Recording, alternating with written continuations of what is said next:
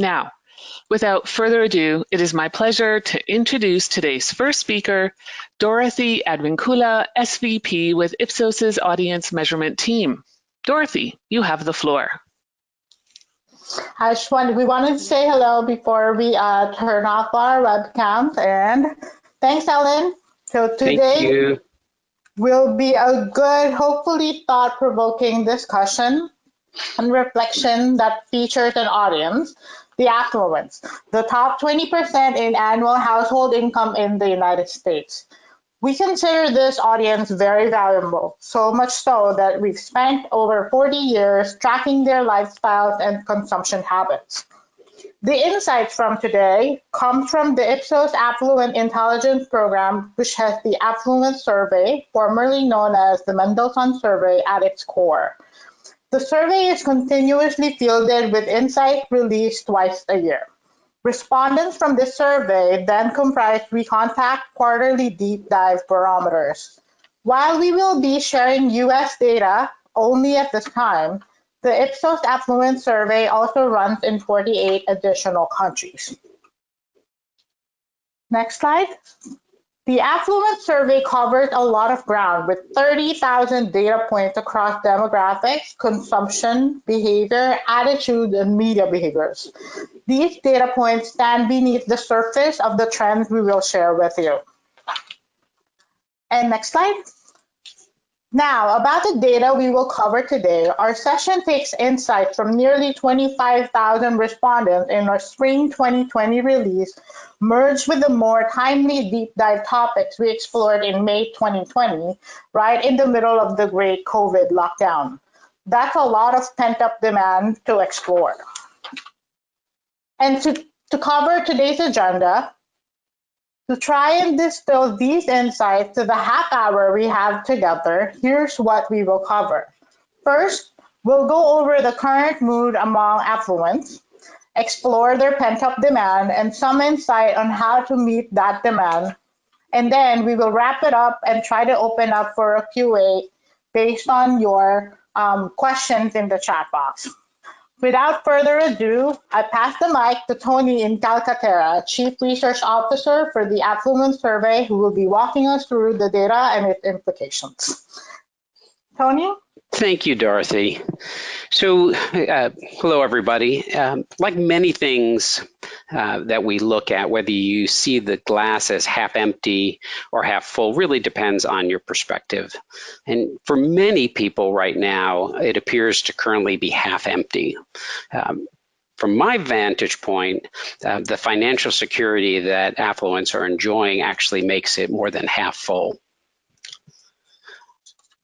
Virtually everyone has been affected in one way or another by COVID-19, whether it's through illness, empty store shelves, or for half of the United States adults through employment income loss of some sort. The employment income loss really has been disproportionately felt by lower income households, although a significant number of affluent households have also been impacted. In fact, the latest statistics from the U.S. Census Bureau's Pulse study shows that households earning less than $100,000 were 1.4 times more likely to have experienced employment income loss since March 13th of this year. Still, 4 in 10 adults in households earning $100,000 or more have also seen an income loss. However, you'll notice from this graph, the higher your household income, the less likely it is that you've experienced a loss. And even with employment income losses, for the most part, affluents have an economic insulation that really helps them personally rise above these temporary challenges. Today, COVID is really no different. When asked to rate their financial security using a 10-point scale, almost half of affluents say they are in the top 3 levels. In addition, 2/3 of them tell us that they're going to come out of the COVID financial crisis relatively unscathed, and 56% tell us that their financial position is strong enough to weather any economic fallout. Now, we know that older affluents, the baby boomers and seniors, as well as those who have a higher household net worth, are even more insulated and able to survive and frankly, even thrive during this crisis. For the older generations, they've weathered a number of other recessions, and many have built up their nest eggs and equity that helps them get through this. On the other hand, millennials had to deal with the Great Recession of 2008, 2009 as they were beginning their careers and building their fortunes. Both Gen Z and millennials are often saddled with student loans to make matters worse. So despite these challenges, though, the interesting thing is that they still maintain a fairly upbeat attitude about surviving the economic turmoil. We do know that not all affluents are the same, and a substantial portion of them feel that the financial downturn could have a detrimental impact on them and their families. Our recent research points out that affluents have suffered both financially and emotionally during COVID. In fact, 41% of affluent households have experienced some kind of financial loss, such as salary reductions, work hour reductions, a loss of bonus or commission plans, or being forced to take unpaid time off. This includes the 1 in 5 that have also seen another member of the household laid off or furloughed as a result of COVID. In this 1-2 punch, many affluents are also seeing increased work pressures. So they're needing to work longer hours or more days. They're needing to take on more responsibility to cover for others in their companies that may have been laid off as a result. So unfortunately, with all of these issues, such as working from home, sheltering in place, and not being able to have the normal vacation or time off opportunities, we're really seeing this added layer of stress in affluents' lives. So really, it's not surprising that we're seeing the mood darken.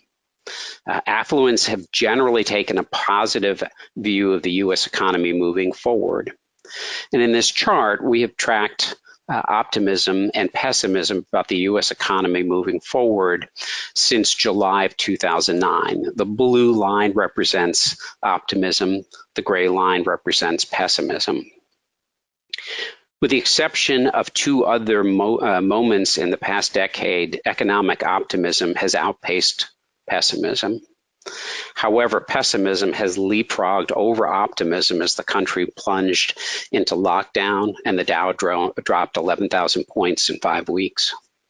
Optimism currently is at its second lowest level since we began measuring this in July of 2009. But even when economic optimism was well above pessimism, we noticed a growing number of affluents stating that they felt things in this country were heading off on the wrong track. The difference between right direction and wrong track is what we call the satisfaction gap.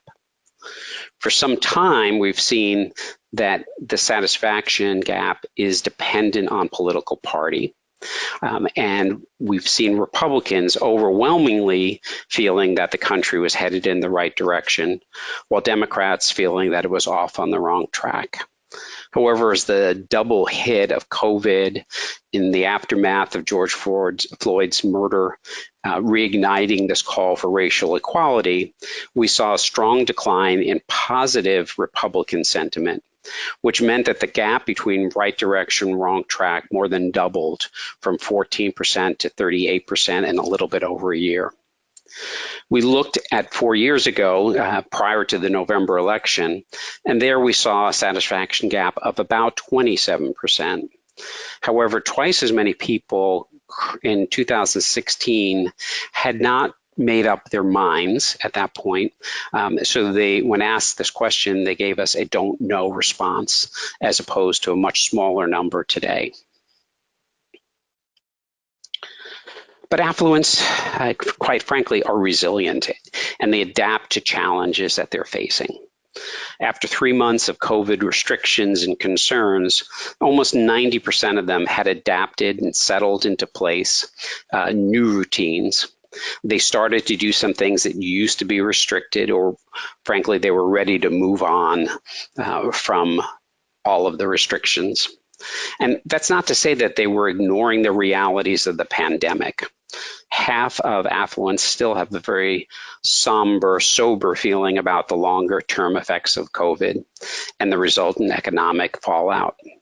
In fact, 4 out of 10 affluents believe that it's going to take a year or more for us to return to normal, with another 10% feeling that things are never going back to normal. Now, we've always known that affluents are a major force in the U.S. economy. And although they only represent a fifth of U.S. households, they account for a third of apparel and services, entertainment, and personal care product spending. But they also account for more than half of all spending on education, personal insurance, and pensions. Overall, affluent households spend 2.5 times what non-affluent households spend. Affluents also possess 3/4 of the total net worth in the United States. And it really is this financial advantage that's going to make affluence the most critical segment in reigniting the U.S. economy. It's more than just having the wherewithal to spend. It is also the affluent's desire to own and experience things that have been out of reach for some time. For months, affluents have been kept from easy access to shopping, personal services, and travel. With few outlets available to them to satisfy their hunger for material goods and experiences, we see that affluents are experiencing a real pent-up demand for goods and services. And as markets reopen, we know that affluents will likely be making up for lost time. So having the financial resources, they're going to hit the stores, the dealerships, the restaurants, and destinations with what we call vengeance and drive sales. So we're going to see this vengeance spending. Now, travel, we come back to travel a lot because travel is one of the areas that affluents will most likely have the largest impact. The average affluent takes 8.9 trips in a normal year. And having had their wings clipped for most of the last 4 or 5 months, it's really been an unpalatable feeling for them. Now, as long as fears subside over the cleanliness and safety of travel options or transportation options and destinations, we fully expect affluents to soon hit the road again. In fact, when we ask them what is the one thing that they're going to do first when things get back to normal, 1 in 6 of them say they'd like to travel. And it's second only to those people who tell us they want to eat at their favorite restaurant. So we know that there's a huge impact that's about to happen. In fact, when we look at future intentions, the desire to travel, especially domestically, is the #1 planned action in the next 6 months. It's not happening tomorrow. As you can see from this chart, in the next month, about 6% say that they plan to travel, 24% in the next 2 to 3 months, and then 28% in the next 4 to 6 months. But they plan to travel soon.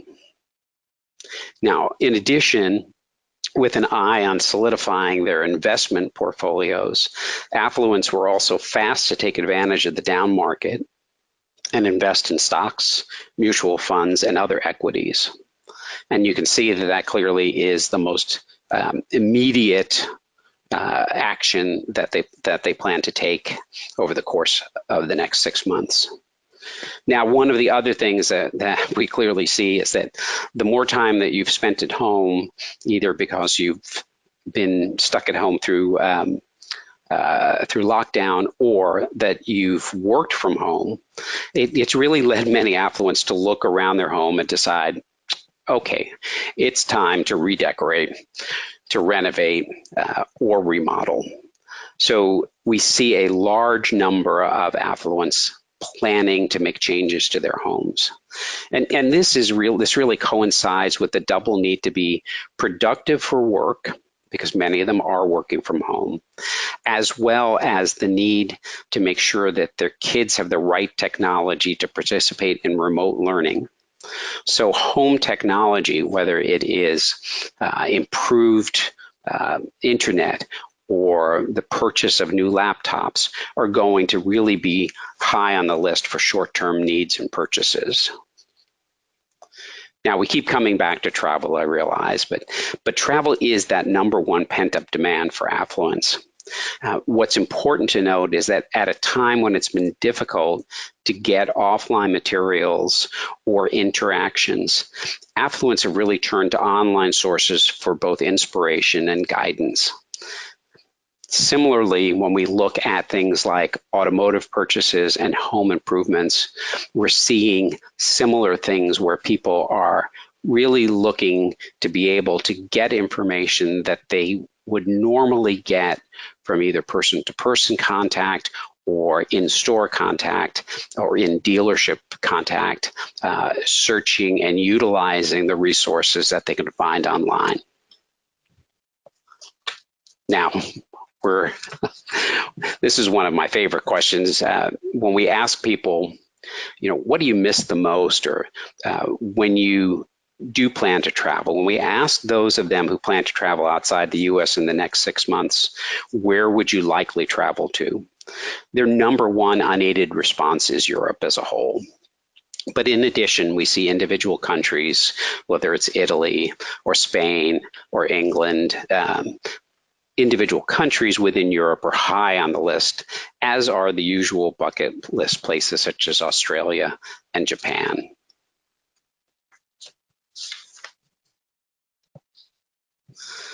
Now, the desire to travel is strong, with more than half of affluents saying that they're going to travel domestically as soon as they can. But the reality is that the desire is somewhat blunted by real concerns about safety and cleanliness. Almost 9 out of 10 affluents say that they're willing to be screened for potential symptoms when they're traveling by air or whether they're at a cruise ship terminal. And 70% of them feel that it's really up to the travel companies to ensure cleanliness and show explicit signs about their cleaning procedures.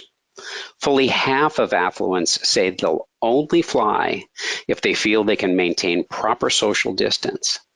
And an almost equal number fear that the airlines aren't going to clean the planes enough to prevent people from getting sick. So given those concerns, it's no surprise to see that a majority of affluents said they probably will take road trips more than before they'll take airline flights, at least for a while. Now, sadly to me, 35% of affluents predict that they'll travel less in the future for fears of getting sick.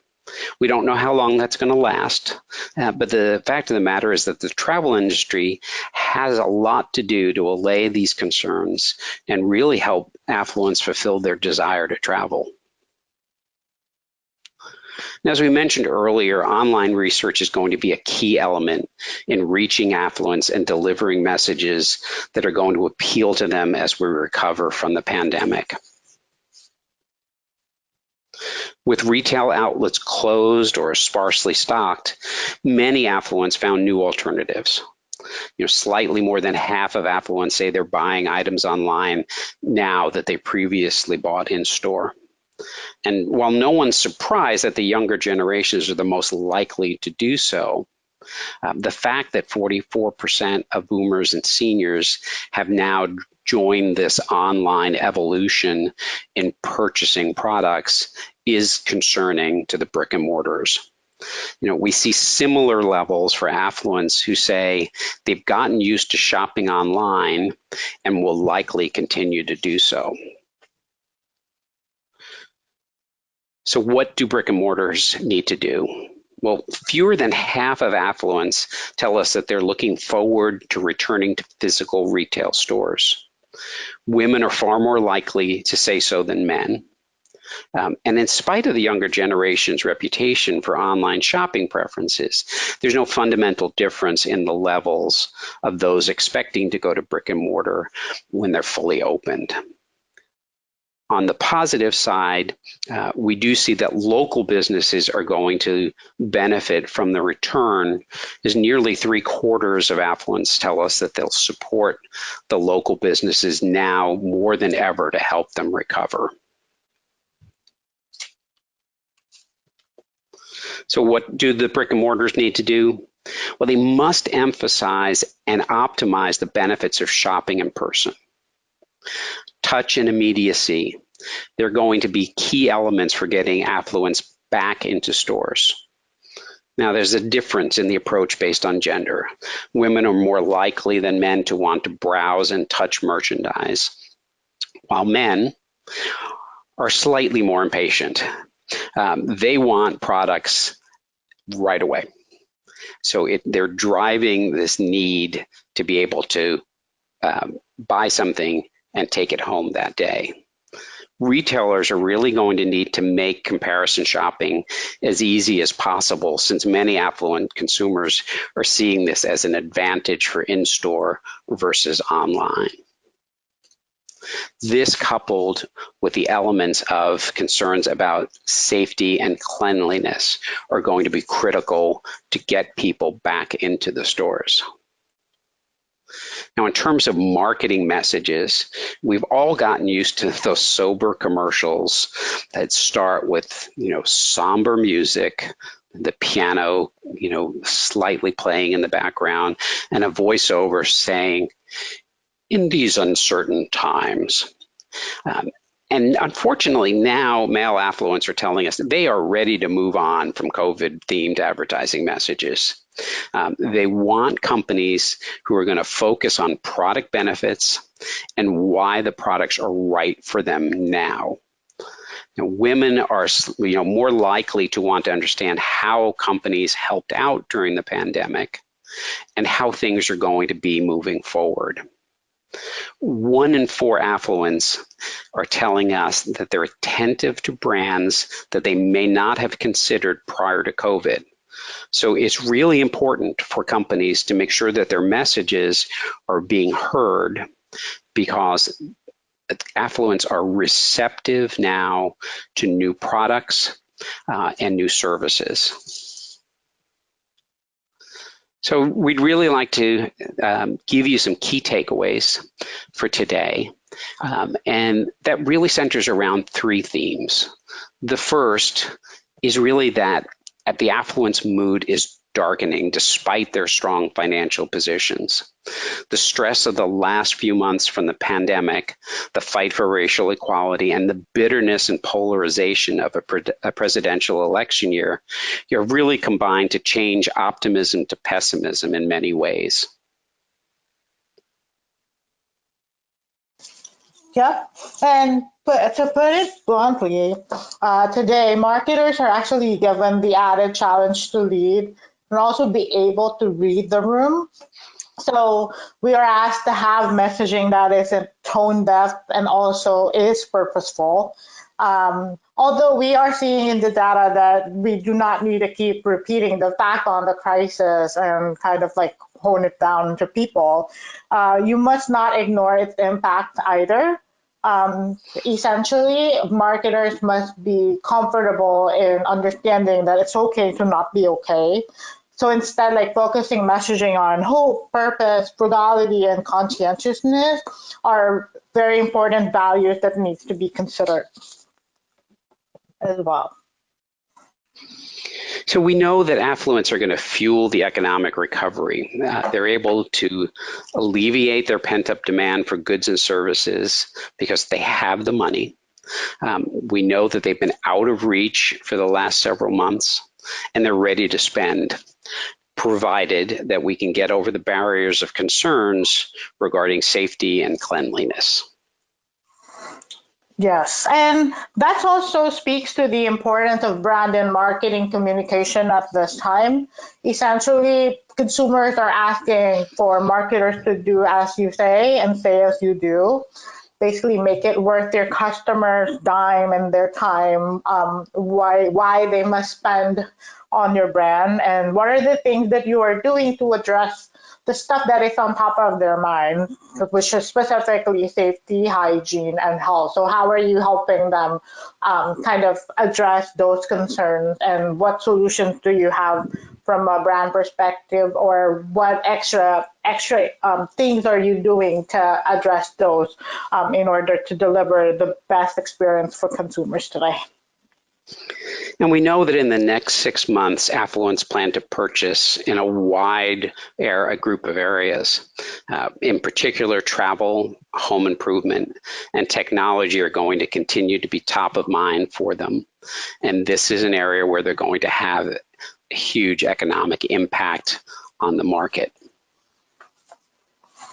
Yeah, and we know that online research means so many things.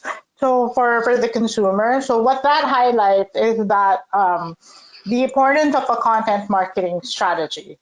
Like, we need to ask ourselves, is our brand online where it needs to be? This isn't just about advertising per se, but also about thinking through other marketing touch points such as social media strategy, influencer partnerships, even video strategy, that kind of content. Like, you may want to consider, like, explainer videos or do-it-yourself videos, or even reviews, knowing that the consumer is researching about your product and your brand.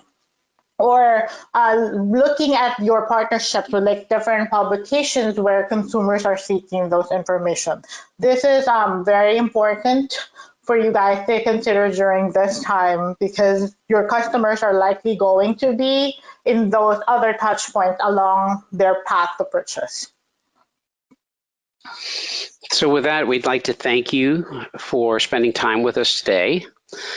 We've got some questions that we'll try to answer now. If we can't get to all of the questions, we'll make sure that we get to you through email. Yep, I am looking into the questions that are coming up on the screen. Some of these are detailed, so as Tony mentioned, we will be responding to these questions via email as well. But here's the first question, this one coming up pretty frequently.